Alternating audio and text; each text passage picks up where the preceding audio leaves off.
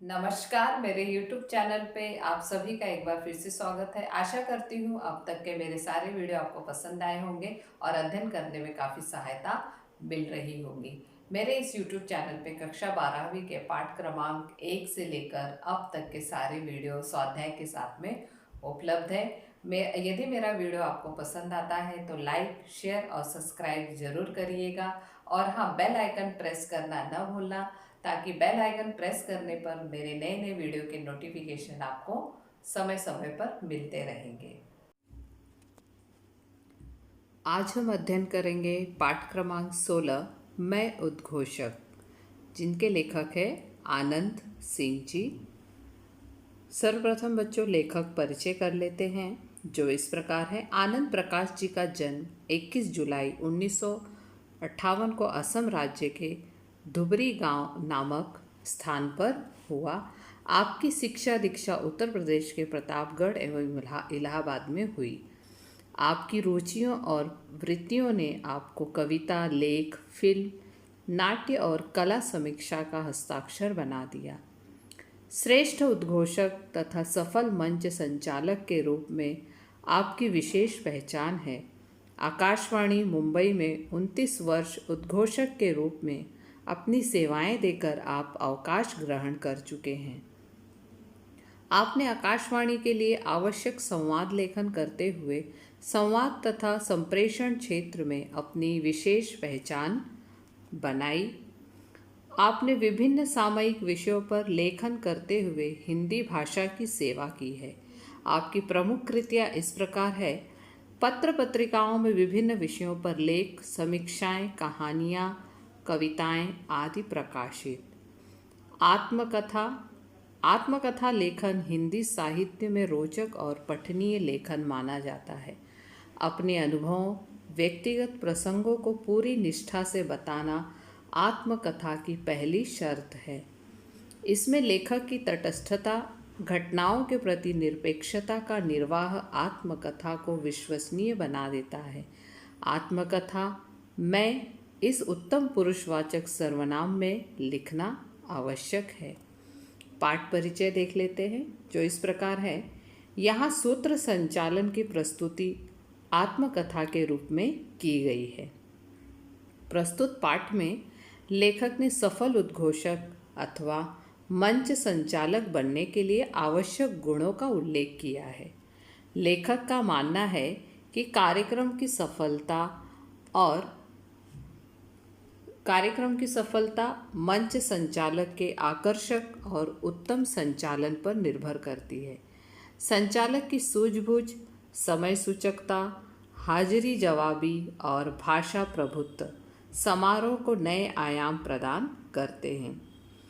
वर्तमान काल में मंच अथवा सूत्र संचालन कार्य अपने आप में महत्वपूर्ण कार्य के रूप में प्रसिद्ध हो गया है। लेखक कहना चाहते हैं कि सूत्र संचालन जो है आज के समय में एक उत्तम संचालन, एक आकर्षक और उत्तम संचालक पर निर्भर करती है और वर्तमान में सूत्र संचालन जो है कार्य करने में अपने आप में बहुत महत्वपूर्ण भूमिका निभा रही है। अब हम पाठ की तरफ चलते हैं।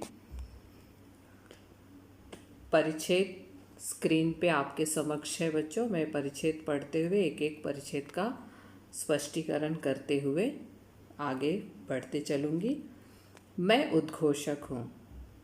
उद्घोषक के पर्यायवाची शब्द के रूप में मंच संचालक और अंग्रेजी में कहें तो एंकर हूँ। मंच संचालक श्रोता और वक्ता को जोड़ने वाली कड़ी है। मैं उसी कड़ी का काम करता हूँ। इसके लिए मेरी कई नामचीन व्यक्तियों द्वारा भूरी भूरी प्रशंसा की गई है। भारत रत्न पंडित भीमसेन जोशी जैसे हस्तियों के मुंह से यह सुनना कि बहुत अच्छा बोलते हो, अच्छे उद्घोषक हो, या मैं तो तुम्हारा फैन हो गया, तो सचमुच स्वयं को गौरवान्वित अनुभव करता हूँ। लेखक यहाँ बता रहे हैं कि एक उद्घोषक के रूप में एक सफल उद्घोषक है वे, इसे ही मंच संचालक या सूत्र संचालक कहते हैं। उद्घोषक वक्ता और श्रोता का जोड़ने का काम करता है। तो लेखक ने आत्म कथा के रूप में अपने उद्घोषक होने के बात को हमारे समक्ष रखा है। किसी भी कार्यक्रम में मंच संचालन की बहुत अहम भूमिका होती है।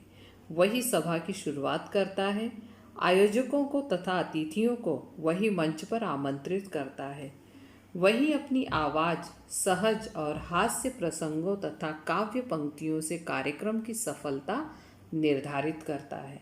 मैंने कई बार इस महत्वपूर्ण भूमिका का निर्वाह अत्यंत सफलतापूर्वक किया है, लेकिन यह सब यूँ अचानक नहीं हो गया।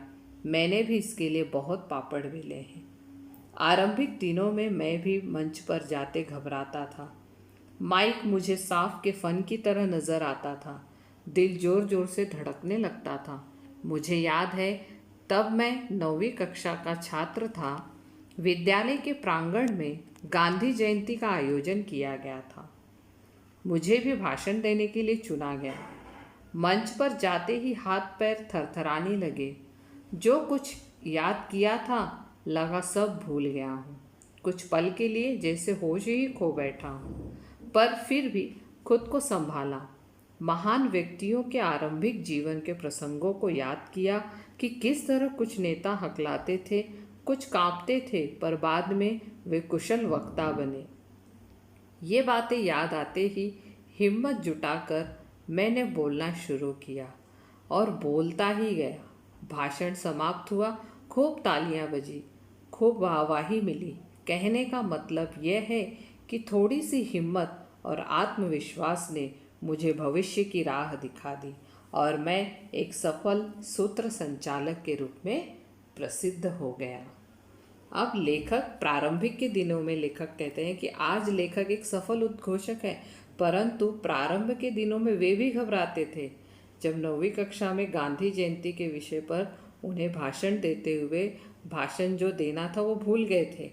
बाद में उन्होंने कुछ ऐसे लोगों को याद किया जो कि शुरुआत में दोषयुक्त थे, बाद में कुशल वक्ता बने, जिससे लेखक को घबराहट दूर होती गई और उन्होंने हिम्मत से भाषण किया और आगे चलकर एक सफल सूत्र संचालक बने। अगली पंक्ति, सूत्र संचालन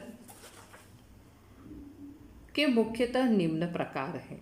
अब लेखक यहाँ हमें बता रहे हैं कि सूत्र संचालन करने के लिए हमें किन किन प्रकार के होते हैं, कितने प्रकार के होते हैं, वो हम देख लेते हैं। सूत्र संचालन, शासकीय कार्यक्रम का सूत्र संचालन, दूरदर्शन हेतु सूत्र संचालन, रेडियो हेतु सूत्र संचालन, राजनीतिक, सामाजिक तथा सांस्कृतिक कार्यक्रमों का सूत्र संचालन। इतने प्रकार के सूत्र संचालन होते हैं। अब हम एक एक सूत्र संचालनों का स्पष्टीकरण देख लेते हैं, जो इस प्रकार है कि शासकीय एवं राजनीतिक समारोह के सूत्र संचालन में प्रोटोकॉल का बहुत ध्यान रखना पड़ता है। पदों के अनुसार नामों की सूची बनानी पड़ती है, किसका किसके हाथों सत्कार बनाना है इसकी योजना बनानी पड़ती है। इस प्रकार का सूत्र संचालन करते समय अति आलंकारिक भाषा के प्रयोग से हमें बचना चाहिए। अब दूसरा है दूरदर्शन तथा रेडियो कार्यक्रम का सूत्र संचालन। वो कैसे होता है? दूरदर्शन अथवा रेडियो पर प्रसारित किए जाने वाले कार्यक्रम समारोहों की संपूर्ण जानकारी होनी चाहिए। जैसे दूरदर्शन और रेडियो पर जो भी प्रोग्राम प्रसारित करने वाले हैं, कार्यक्रम प्रसारित करने वाले हैं, उसकी समारोह की संपूर्ण जानकारी होना बहुत आवश्यक है। कार्यक्रम की संहिता लिखकर तैयार करनी चाहिए। उसके पश्चात कार्यक्रम प्रारंभ करना चाहिए और धीरे धीरे उसका विकास करते जाना चाहिए। भाषा का प्रयोग कार्यक्रम और प्रसंगानुसार किया जाना चाहिए। जैसे वहाँ का जिस प्रकार का प्रसंग हो उसके हिसाब से हमें करना है उसका प्रारंभ। और भाषा का प्रयोग कार्यक्रम और रोचकता और विभिन्न संदर्भों का समावेश कार्यक्रम में चार चांद लगा देते हैं। रोचकता के साथ में हमें कार्यक्रम का शुरुआत करना चाहिए, समावेश उसमें होना चाहिए, जिससे उस कार्यक्रम में चार चांद लग जाते हैं। स्मरण रहे, सूत्र संचालक मंच और श्रोताओं के बीच सेतु का कार्य करता है। सूत्र संचालन करते समय रोचकता, रंजकता, विविध प्रसंगों का उल्लेख करना आवश्यक होता है। कार्यक्रम समारोह में निखार लाना सूत्र संचालक का महत्वपूर्ण कार्य होता है। कार्यक्रम के अनुसार सूत्र संचालन को अपनी भाषा और शैली में परिवर्तन करना चाहिए। जैसे गीतों अथवा मुशायरों का कार्यक्रम हो तो भावपूर्ण एवं सरल भाषा का प्रयोग अपेक्षित है। तो व्याख्यान अथवा वैचारिक कार्यक्रम में संदर्भ के साथ सटीक शब्दों का प्रयोग आवश्यक है। सूत्र संचालन करते समय उसके सामने सुनने वाले कौन है, इसका भी ध्यान हमें रखना चाहिए।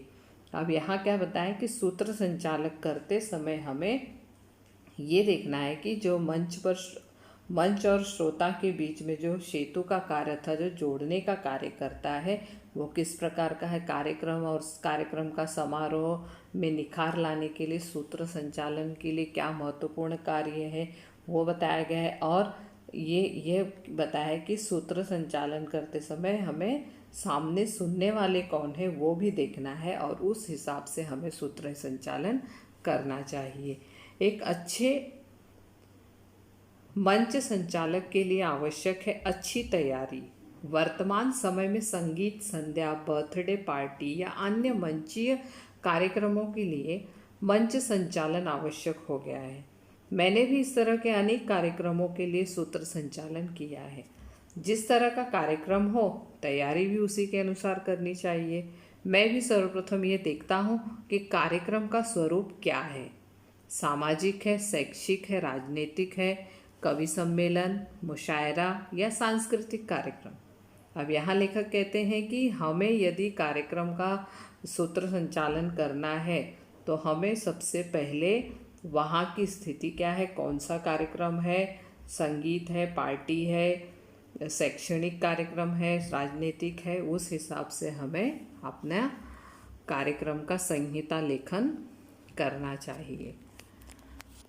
इसके लिए कड़ी साधना व सतत प्रयास आवश्यक है। कार्यक्रम की सफलता सूत्र संचालक के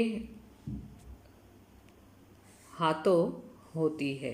कार्यक्रम की सफलता सूत्र संचालक के हाथों होती है और वह दो घटनाओं के बीच कड़ी जोड़ने का काम करता है। इसलिए संचालक को चाहिए कि वह संचालक के लिए आवश्यक तत्वों का अध्ययन करे। सूत्र संचालक के लिए कुछ महत्वपूर्ण गुणों का होना आवश्यक है। हंसमुख, हाजिर जवाबी, विविध विषयों का ज्ञाता होने के साथ साथ उसका भाषा पर प्रभुत्व होना आवश्यक है। अब यहाँ क्या बताया है कि जो सूत्र संचालन करता है उसके अंदर ये सब गुण होने बहुत आवश्यक है। मतलब हंसमुख हो, हाजिर जवाबी मतलब तुरंत जिस किसी ने प्रश्न किया तो उसका उत्तर तुम्हें तुरंत देना है, और विविध विषयों का ज्ञान होना बहुत आवश्यक है। उसके साथ साथ भाषा पर भी उसका प्रभुत्व होना चाहिए। कभी कभी किसी कार्यक्रम में ऐन वक्त पर परिवर्तन होने की संभावना रहती है। यहाँ सूत्र संचालक के भाषा प्रभुत्व की परीक्षा होती है। पूर्व निर्धारित अतिथियों का न आना, यदि आ भी जाए तो उनकी दिन भर की कार्य व्यस्तता का विचार करते हुए कार्यक्रम पत्रिका में संशोधन सुधार करना पड़ता है। आयोजकों की ओर से अचानक मिली सूचना के अनुसार संहिता में परिवर्तन कर संचालन करते हुए कार्यक्रम को सफल बनाना ही सूत्र संचालक की विशेषता होती है।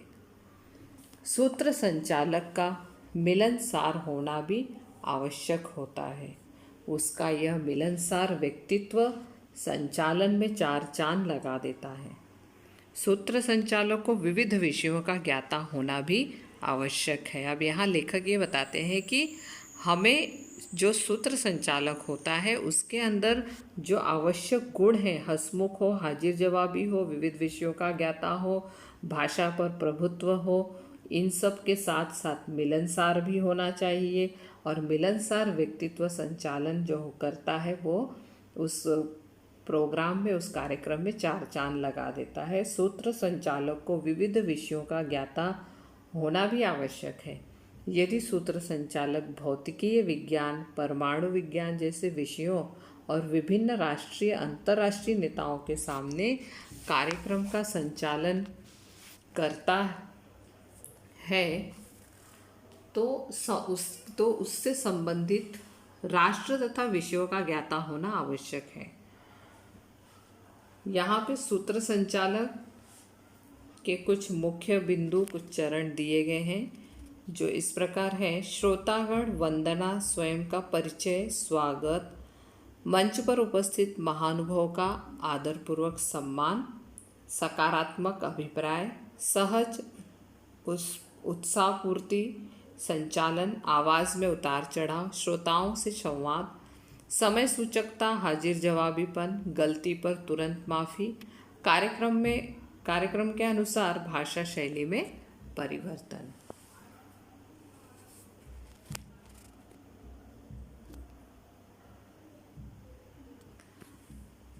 कार्यक्रम का संचालन करता हो तो संबंधित राष्ट्र तथा विषयों का ज्ञाता होना आवश्यक है। कड़ी साधना, गहराई से अध्ययन करते हुए विषय का ज्ञान प्राप्त कर सकते हैं। आकाशवाणी और सार्वजनिक कार्यक्रमों के मंचों पर संचालन कार्य ने मेरे व्यक्तित्व को नई ऊंचाई प्रदान की है। इस विषय में मेरी सफलता का प्रमुख कारण है मेरा प्रस्तुतिकरण, क्योंकि मंच संचालन की सफलता संचालक के प्रस्तुतिकरण पर ही निर्भर करती है। लेखक ने यहाँ बताया है कि उन्होंने किस प्रकार से अपने इस संचालक की सफलता को कैसे प्राप्त किया है और उनकी प्रमुख कारण उनका क्या है। उनका प्रमुख कारण यही कि उनकी प्रस्तुतिकरण, जो मंच संचालन की सफलता होती थी, उनके प्रस्तुतिकरण पर ही निर्भर करती थी। मैं इस बात का ध्यान रखता हूँ कि कार्यक्रम कोई भी हो, मंच की गरिमा बनी रहे। मंचीय आयोजन में मंच पर आने वाला पहला व्यक्ति संचालक ही होता है। एंकर का व्यक्तित्व दर्शकों की पहली नज़र में ही सामने आता है, अतः उसका परिधान, वेशभूषा, केश सज्जा इत्यादि सहज व गरिमामयी होनी चाहिए। उद्घोषक या एंकर के रूप में जब वो मंच पर होता है तो उसका व्यक्तित्व और उसका आत्मविश्वास ही उसके शब्दों में उतरकर श्रोता तक पहुंचता है। बहुत ही अच्छी बात लेखक ने यहाँ बताई है कि उन्होंने ये बताया है कि किस प्रकार कार्यक्रम की गरिमा, जो मंच की गरिमा को जो बनाए रखता है वो कौन करता है, वो एक उद्घोषक, एक एंकर ही करता है। उसका व्यक्तित्व जो है वो दर्शकों की पहली नज़र में ही सामने आता है और उसके परिधान, उसकी वेशभूषा, उसके केश सज्जा इत्यादि सभी गरिमामयी होनी चाहिए, ताकि वो उसे देखते ही जो भी श्रोतागण हैं, जो भी दर्शक हैं, वो आकर्षित हो जाए। और उद्घोषक या एंकर के रूप में वह मंच पर होता है तो उसका व्यक्तित्व, उसका आत्मविश्वास भी उनके शब्दों में उतरकर श्रोता तक पहुंचता है। सतर्कता, सहजता और उत्साहवर्धन उनके मुख्य गुण हैं। मेरे कार्यक्रम का आरंभ जिज्ञासा भरा होता है।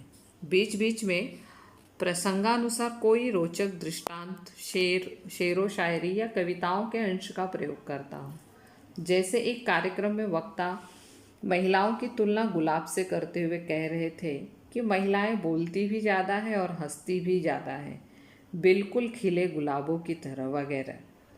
जब उनका वक्तव्य खत्म हुआ तो मैंने उन्हें धन्यवाद देते हुए कहा कि सर, आपने कहा कि महिलाएं हंसती बोलती बहुत ज़्यादा है, तो इस पर मैं महिलाओं की तरफ से कहना चाहूँगा, हर शब्द में अर्थ छुपा होता है, हर अर्थ में फ़र्क छुपा होता है। लोग कहते हैं कि हम हंसते और बोलते बहुत ज़्यादा हैं, पर ज़्यादा हंसने वालों के दिल में भी दर्द छुपा होता है। मेरी इस बात पर इतनी तालियां बजी कि बस महिलाएं तो मेरी प्रशंसक हो गई। कार्यक्रम के बाद उन महिलाओं ने मेरी पीठ थपथपाते हुए कहा, बहुत बढ़िया बोलते हो। संक्षेप में कभी कोई सहज हास्य से भरा चुटकुला या कोई प्रसंग सुना देता हूँ तो कार्यक्रम बोझिल नहीं होता तथा उसकी रोचकता बनी रहती है। विभिन्न विषयों का ज्ञान होना जरूरी है। कार्यक्रम कोई भी हो, भाषा का समयानुकूल प्रयोग कार्यक्रम की गरिमा बढ़ा देता है। इसके लिए आपका निरंतर पढ़ते रहना आवश्यक है। बहुत अच्छी बात लेखक ने बताई है कि लेखक यहाँ हमें ये एक संदेश देते हैं कि हमें हमेशा ज्ञान अर्जित करना चाहिए, हमेशा किताबें पढ़नी चाहिए और समय अनुकूल प्रयोग करना चाहिए कार्यक्रमों की गरिमा बढ़ाने के लिए, जो वो तभी हो सकता है जब हम पुस्तकें निरंतर पढ़ते रहेंगे। मैं भी जब छोटा था तो रोज़ शाम के समय नगर वाचनालय में जाता था। चंपक नंदन, बाल भारती और चंदा मामा जैसी पत्रिकाएं पढ़ता था। बाद में धर्मयुग, हिंदुस्तान, दिनमान, कादंबिनी, सारिका, नवनीत, रीडर्स डाइजेस्ट जैसे मानसिक पाक्षिक पत्रिकाएं पढ़ने लगा। रेडियो के विविध कार्यक्रमों को सुनना बेहद पसंद था।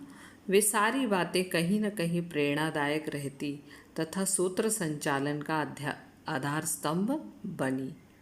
मैं उद्घोषक, मंच संचालक की भूमिका पूरी निष्ठा से निभाता रहा हूँ और श्रोताओं ने मुझे अपार स्नेह और यश से समृद्ध किया है। किंग ऑफ वॉइस, संस्कृत शिरोमणि, अखिल आकाशवाणी जैसे अनेक पुरस्कारों से सम्मानित किया गया हूँ। मैंने भी विज्ञापन देखकर रेडियो उद्घोषक पर हेतु आवेदन किया था। 29 वर्ष तक मैंने वहाँ अपनी सेवाएं प्रदान की। इसका मुझे गर्व है। मैं उद्घोषक हूँ, शब्दों की दुनिया में रहता हूँ।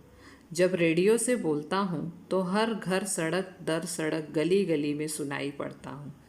तब मेरी कोई सूरत नहीं होती, मेरा कोई चेहरा भी नहीं होता, लेकिन मैं हवाओं की पालकी पर सवार दूर गाँव तक पहुँच जाता हूँ। जब एंकर बन जाता हूँ तो अपने दर्शकों के दिलों को छू लेता हूँ। आप मुझे आवाज़ के पर्दे पर देखते हैं। मैं उद्घोषक हूँ, मैं एंकर हूँ। यहाँ पर लेखक ने रोज़गार के अवसर के भी बारे में बताया कि एक उद्घोषक के रूप में, एक एंकर के रूप में आप एक रोज़गार भी पा सकते हो। वो क्या है, वो इस प्रकार हम देखते हैं कि इस क्षेत्र में भी रोज़गार की भरपूर संभावनाएं हैं। इसमें आप नाम दाम दोनों कमा सकते हैं। मुझे भाषा का गहराई से अध्ययन करना पड़ता है। लोग भले ही कहें कि भाषा का अध्ययन क्यों करें, क्या इससे रोज़गार मिलता है, पर मैं आज तक के अपने अनुभव से कहना चाहता हूँ कि भाषा का विद्यार्थी कभी बेकार नहीं रहता। सूत्र संचालन में भी भाषा की महत्वपूर्ण भूमिका है। भाषा की शुद्धता, शब्दों का चयन, उनका उचित प्रयोग, किसी प्रख्यात साहित्यकार या व्यक्तित्व के कथन का उल्लेख कार्यक्रम को प्रभावशाली एवं हृदयस्पर्शी बना देता है। विभिन्न कार्यक्रमों के साथ आप रेडियो या टीवी उद्घोषक के रूप में रोजगार पा सकते हो। यहाँ लेखक ने रोजगार पाने के जो प्रमुख अवसर हैं उसके बारे में बताया है और ये कहा है कि सूत्र संचालन में हम अपने रोज़गार या एंकरिंग जो कहते हैं उसमें हम रोज़गार भी प्राप्त कर सकते हैं। रेडियो का सूत्र संचालन घर घर तक पहुंचने का एक प्रभावी माध्यम है। रेडियो पर मनुष्य का बाहरी व्यक्तित्व महत्वपूर्ण नहीं होता, वहाँ संचालन की भाषा, सादरीकरण, श्रोताओं के साथ उनका भाषा में किया संवाद, रोचकता आदि बताया गया है। और रोज़गार के अवसर में भाषा का विद्यार्थी कभी बेकार नहीं जाता, ये भी बताया है। और इस क्षेत्र में रोज़गार की काफ़ी संभावनाएं होती है। प्रश्न उत्तर देख लेते हैं स्वाध्याय पर आधारित। सूत्र संचालन के कारण कार्यक्रम में 4 चांद लगते हैं, इसे स्पष्ट कीजिए। उत्तर, मैं उद्घोषक इस आत्मकथात्मक पाठ में लेखक सूत्र संचालन का महत्व तथा गुण बताते हैं।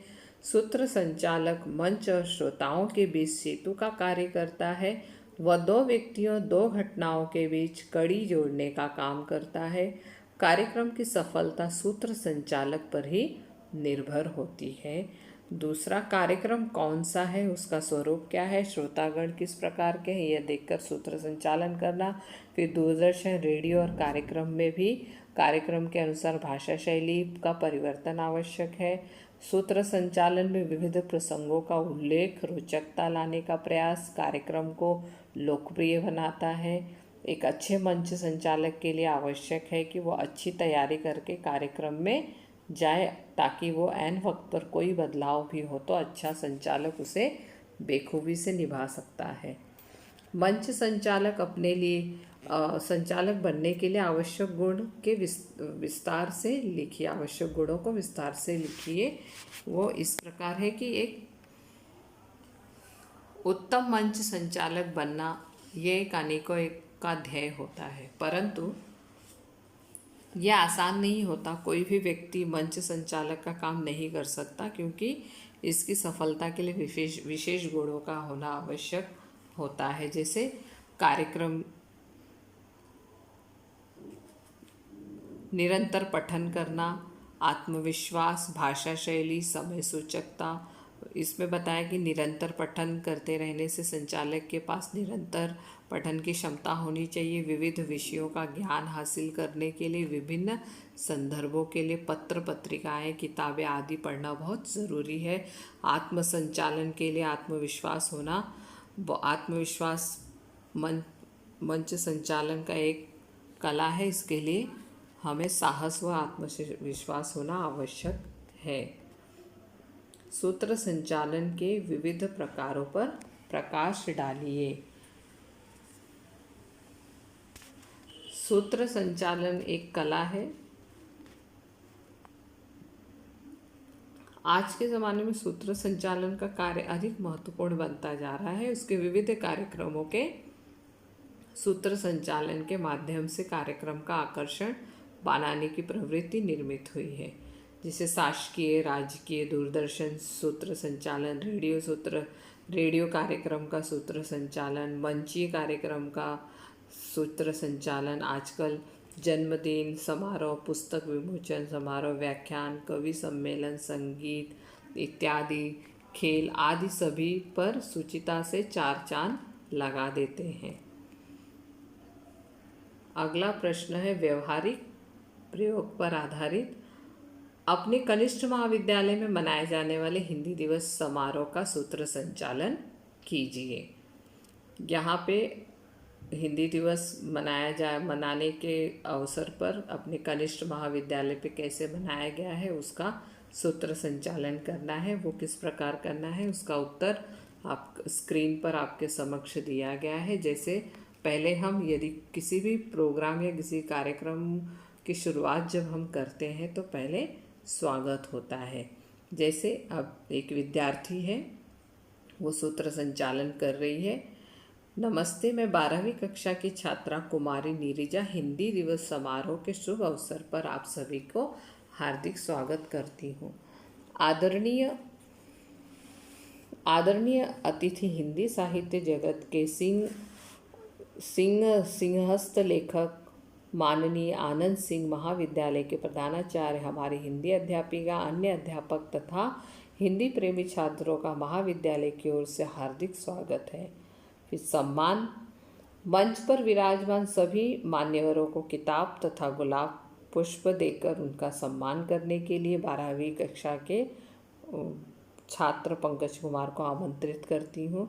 जैसे कोई जो अपने यहाँ चीफ गेस्ट आए हैं, उन्हें सम्मान हेतु हम कुछ उपहार देते हैं, तो वो हो गया। फिर प्रस्तावना होता है। प्रस्तावना में धन्यवाद पंकज कुमार ये सब बताया जाता है। फिर अतिथि को आमंत्रण दिया जाता है। अतिथि को आमंत्रण दिया जाता है कि बहुत बहुत बहुत धन्यवाद सर जी, हिंदी साहित्य क्षेत्र में जाने माने लेखक के रूप में आपका बोलबाला है। भारत को स्वतंत्रता प्राप्त हुए इतने साल बीतने पर भी हिंदी को उसका उचित सिंहासन नहीं मिला। स्वतंत्रता से पहले हिंदी की अहम भूमिका निभाई थी, पर हम सब जानते हैं इसके बावजूद हिंदी अभी भी परम भारत माता के माथे की प्रमुख बिंदी क्यों नहीं बनी है। ऐसी शंकाएं हमारे मन में आती हैं और अतिथि महोदय को प्रार्थना करती हूँ कि आप अपने भाषण द्वारा हमारी इन शंकाओं का समाधान करें। फिर भाषण समाप्ति के बाद अध्यक्षता का आमंत्रण होता है, फिर आभार प्रकटन होता है, आभार प्रकट का आमंत्रण होता है। ये सब होने के बाद फिर सभी मान्यवर अध्यापक श्रोतागण जो है उनको सूचना देते हैं कि हिंदी दिवस का समारोह संपन्न हो गया।